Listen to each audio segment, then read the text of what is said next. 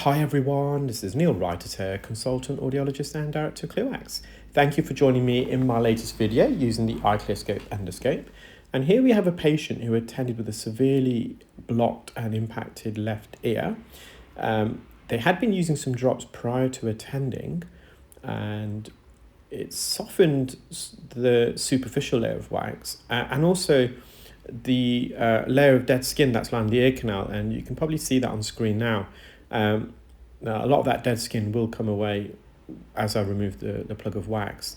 They attended about a year, 18 months ago, I think, as well. Very similar issues. They do suffer from chronic cerominosis. So cerominosis is the medical name given to an earwax impaction.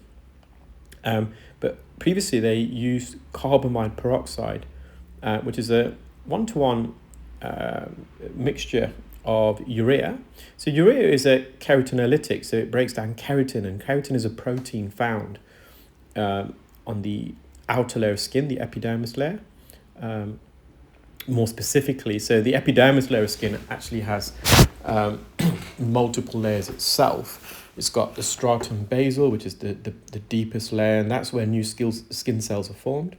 Then you've got the stratum spinulosus, which gives the epidermis layer its kind of rigidity and strength. Then you've got the stratum granulosum, and then that layer of the epidermis, little granules are formed of natural moisturizing factors. So these are compounds that are hydrophilic, and it helps to moisturize the outer layer of skin, so they absorb moisture. And also granules of keratin as well. Keratin, ironically, is hydrophobic, so it's a fine balancing act. We want the epidermis layer of skin to obviously remain more moist and not dry and cracked, but we don't want excessive moisture, because that will lead to maceration of the skin and the skin cells breaking down due to overhydration. Now, in different parts of the body, like the palm of your hands and the sole of your feet, you've got another layer of the epidermis called the stratum lucidum, I think it's called, top of my head. And that's where these granules kind of burst, and it's kind of transparent. If you look under an electron microscope, that layer of skin, it's almost translucent or transparent. And then, but you don't have that in the epidermis layer of the skin in the ear canal. Then you've got the stratum corneum, and stratum corneum is formed of dead skin cells. They're called corneocytes, or corneocytes. And even you have like 30 layers of those as well. And it's dead skin cells, and they contain keratin.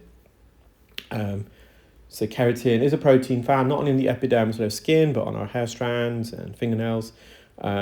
It adds, again, rigidity, strength. It's also hydrophobic, so it prevents you from absorbing moisture that might be in the environment and in your ear. And it also helps to reflect harmful UV sun rays as well. So it has got many factors. So urea, going back to my original point, carbamide peroxide is a one-to-one compound of urea, which helps to break down keratin, and hydrogen peroxide.